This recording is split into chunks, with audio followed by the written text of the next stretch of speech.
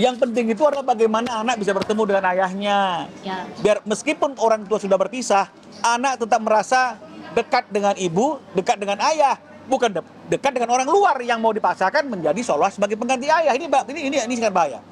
Ya. Kemudian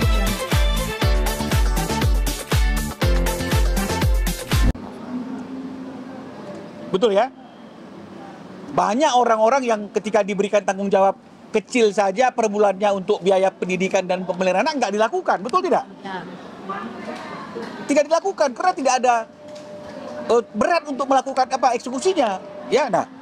Tapi kita boleh lihat teman-teman sekalian, dari mulai perceraian di tahun 2024 di 1 September, Ruben tiap bulan itu memberikan biaya kepada S senilai Rp242.629.000. Boleh diambil. Ini hasil chattingan. Udah bercerai ini posisinya. Apa kira-kira untuk cicilan mobil Ruben gak mau bertanggung jawab? Ini sudah bercerai loh. Kalau kita lihat di dalam perincian, apa sih rincian 242.629.000 ini? Ya. Bensin tol 68 juta. Boleh lihat nih.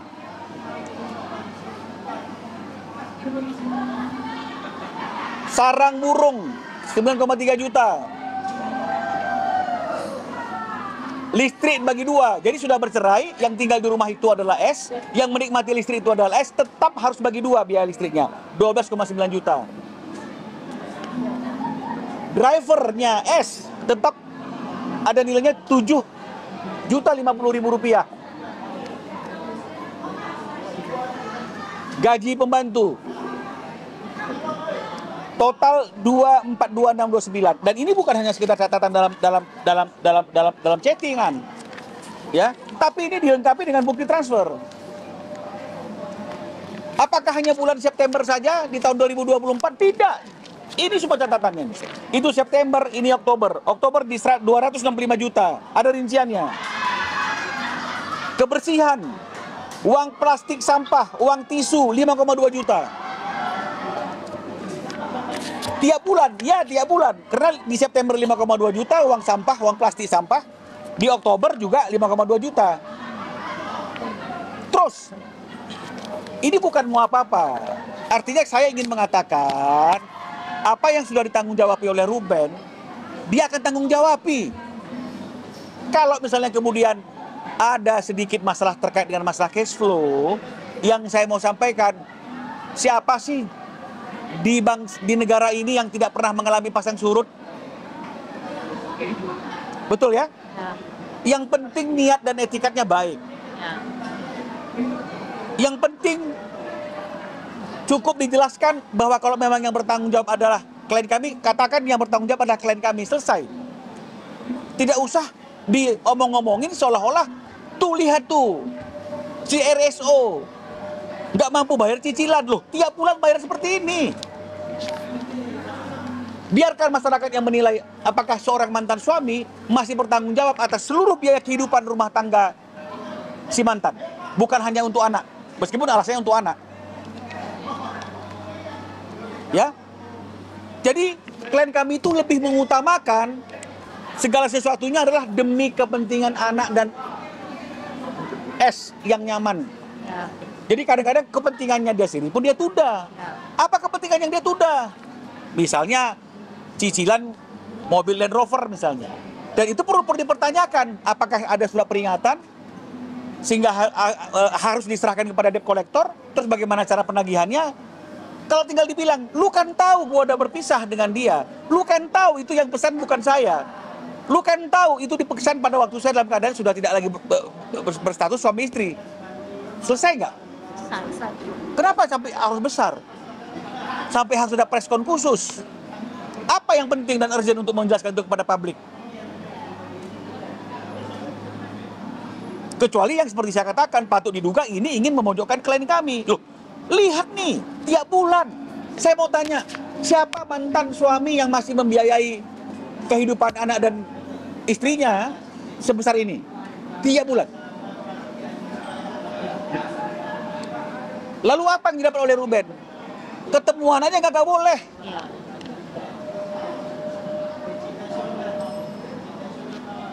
Anak-anak ada kegiatan, ada acara, dipertanyakan. Ya. Kapan acaranya? Itu adanya. Kapan acaranya itu? Maaf Bun, tadi Thalia perform. Kok nggak ada info? Udah nih. Kan udah dikasih tahu. Kapan ngasih taunya? Nggak pernah dikasih tahu. Dalam perjanjian, dalam kesepakatan harusnya, walaupun kita berikan hak asuh itu kepada ibunya, dia memiliki kewajiban untuk menginformasikan, membicarakan apapun yang berkaitan dengan masalah kepentingan anak. Ini Ruben nanya, dijawab pun tidak. Mana lebih besar situasinya? Debt collector datang yang belum pada waktunya dan cukup dijawab seperti yang saya sampaikan, atau seorang ibu yang melarang anaknya bertemu dengan ayahnya. Sementara ayahnya masih bertanggung jawab untuk seluruh kehidupan keluarga itu. Termasuk uang plastik sampah rumahnya yang nilainya 5,2 juta per bulan. Ya, jadi masyarakat harus tahu. Jadi jangan menilai seseorang dari casingnya. Karena Ruben seperti itu, mungkin casingnya kemudian dianggap ini jangan. Kita jangan menilai orang dari casingnya. Ya. Jangan menghakimi isi buku dari covernya. Ya. Nah, jadi tidak diinformasikan ternyata. Loh, Ruben ingin cari tahu, kenapa kok dia tidak pernah dikasih tahu? Ya, karena dikejar. Cari WA ya, cari WA-nya katanya. Nggak pernah ada. Diusut-usut rupanya. Kenapa Ruben patut diduga tidak diinformasikan? Ini dia teman-teman. Rupanya pada waktu momen itu dia ingin bersama dengan seseorang. Inilah yang menjadi kesimpulan Ruben pada waktu. Oh, jangan-jangan patut diduga. Tapi kan tega banget. Ibu menghalang-halangi anaknya bertemu dengan ayahnya atau ayahnya bertemu dengan anak dengan alasan apapun. Even itu alasan karena ada debt collector datang. Even karena memang ada cicilanmu yang belum kau bayar, itu tidak masuk akal. Karena biaya kebutuhan hidup mereka sampai hari ini masih dibayar oleh Ruben dan nilainya tidak sedikit. Tuh ya. Ini 242, ini 265. Ini 223. Tiap bulan. Ini berurutan. Ya, September, Oktober, November, Desembernya 187. Tuh. Januarinya 207. Posisi bercerai ini kita masih ribet mengenai masalah cicilan mobil. Yang penting itu adalah bagaimana anak bisa bertemu dengan ayahnya. Ya. Biar meskipun orang tua sudah berpisah, anak tetap merasa dekat dengan ibu, dekat dengan ayah, bukan dekat dengan orang luar yang mau dipaksakan menjadi seolah sebagai pengganti ayah. Ini sangat bahaya. Ya. Apakah karena ini sehingga akhirnya perlu ada suatu preskon atau apapun namanya yang membesar-besarkan mengenai masalah kedatangan debt collector? Ingin membuat klien kami dipermalukan, ingin membuat klien kami dihakimi oleh masyarakat, ya. Belum lagi klien kami juga komplain. Nah, ini komplainnya juga kepada brand-brand ya, brand-brand yang mengendorse itu coba diperhatikan, karena undang-undang itu juga melarang anak kecil itu dieksploitasi, ya, dalam suatu pekerjaan apapun bentuknya, ya. Apalagi kalau misalnya kemudian live-nya itu di malam hari. Malam hari anak itu harusnya belajar, bukan live. Ini Ruben juga komplain.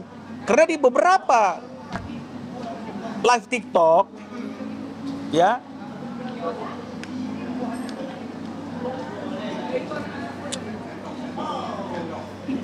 Tapi juga itu kan lingkup yang Ruben soalnya. Tapi dari TikTok apa?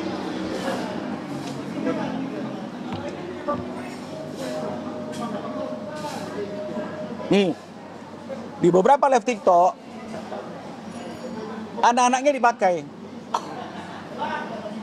Jadi anak-anak di bawah umur ini kan nggak boleh dong dicari bekerja, ini bekerja kan, lah kan pasti kan bekerja toh.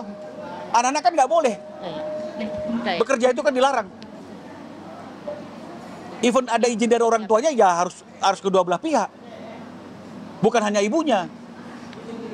Ruben keberatan, anaknya dilibatkan.